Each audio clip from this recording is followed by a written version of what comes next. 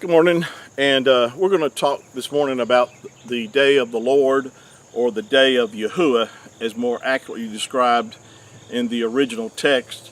I'll just mention this up front because a lot of people don't understand about the aspect that the name of the Creator, which is Yahuah, which is the correct way to pronounce the 4 Hebrew letters of our Creator's name.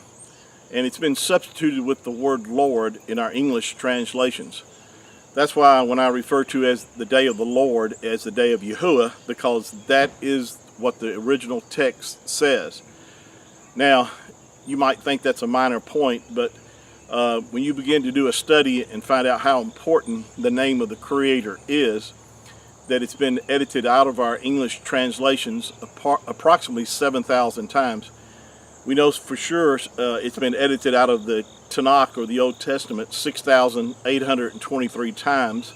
His name has been substituted with the English word Lord. And in the New Testament, it's approximately 200, probably more than that it's been substituted with the same title or word, Lord, and his name should be there in the text. Now, this study is not about the name of the Creator. If you want to know more or have more information about the name of the Creator, I have YouTube videos, a number of videos that I've done on how we know that his name is pronounced as Yahuah, and not as what most people think as Yahweh or Jehovah, and all these hybrid names. These are names that have been made up. They're not his name, nor do they reflect the true pronunciation of the name of the Creator. And so with that said, please make use of the videos that I've done. There's approximately, I've done over 1,200 videos on my channel, and there's a lot of other subjects and topics that I've taught on. So please view those videos, share them with others. And so with that said, I'm going to read this morning from the book of Isaiah, or his real name. You may not even know this. So many names in the scriptures have been changed by the translators, and one of the names in the book of is the book of Isaiah. Isaiah, or the prophet Isaiah, was never called Isaiah. His name is, in Hebrew, is Yahuah, and his name translated means salvation is of Yahuah. And so, but again, this teaching is about the day of Yahuah, and but again, in the book of Isaiah, or Yashayahu, chapter 13, I'm going to start reading at verse 9. Now, out of the English translation, it says, "Behold, the day of the Lord comes." Of course, it actually said in Hebrew, "Behold, the day of Yahuah comes, cruel, both with wrath and fierce anger." And then it says why it's here. "To lay the land desolate and to destroy the sinners out of it." Now, this is a prophecy given by the prophet Isaiah about a future event that's to take place, which we have coined the phrase the tribulation period, or the 7-year tribulation. But to be more accurately, it should be called what it is the Daniel's 70th week. These 7 years that Yahuah has to fulfill with the nation of Yasharel, or Israel, and it's also referred to as Jacob's trouble, or Israel's trouble. Jacob's name was changed to Israel, so it's a time of Israel's trouble, or Yasharel's trouble. And so this is a future event. But notice what it says here, that it's a day both of wrath and fierce anger. And the purpose is to lay the land desolate and to destroy the sinners out of it. "For the stars of heaven and the constellations thereof shall not give their light. The sun shall be darkened in his going forth, and the moon shall not cause her light to shine. And I will punish the world for their evil, and the wicked for their iniquity.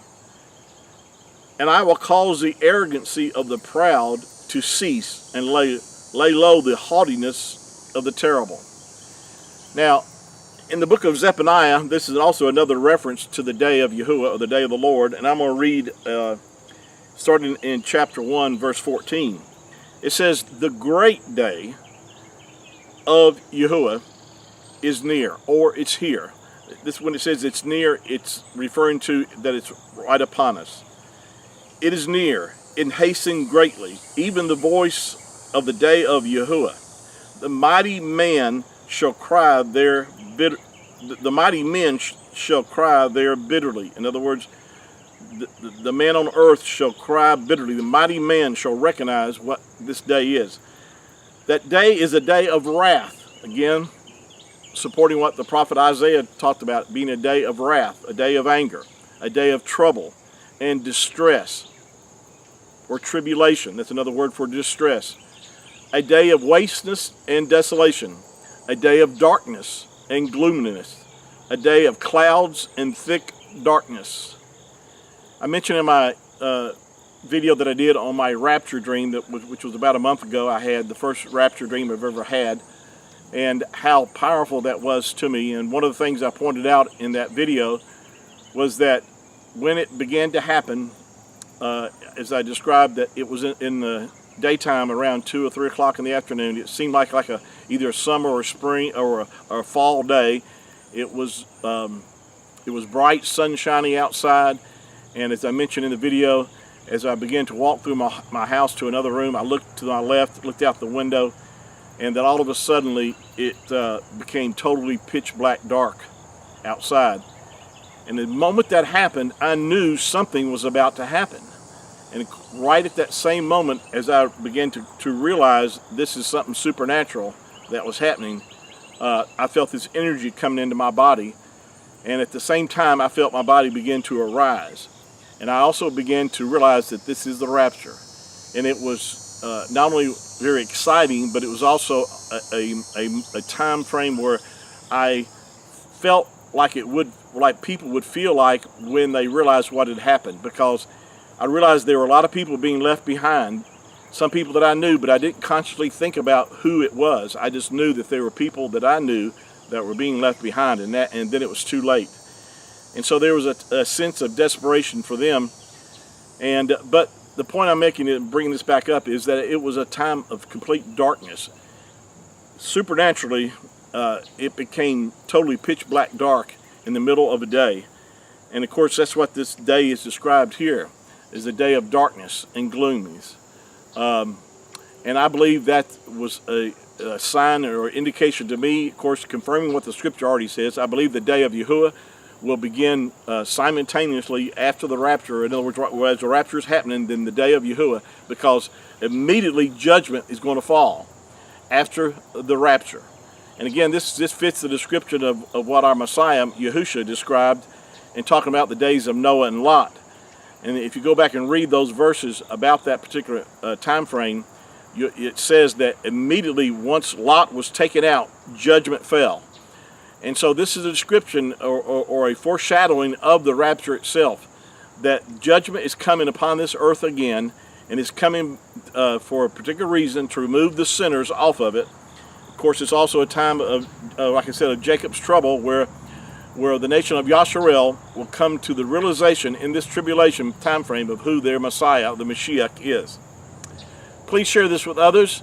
The good news is that those that have put their faith and trust in the Messiah, that have the Spirit, have the Ruach in them, that are born again, we will not have to face this time of Jacob's trouble, or the time frame that's described here in the book of Isaiah chapter 13 and also Zephaniah chapter 1.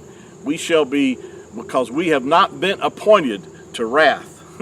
That's good news. Please share this with others, and until next time, shalom.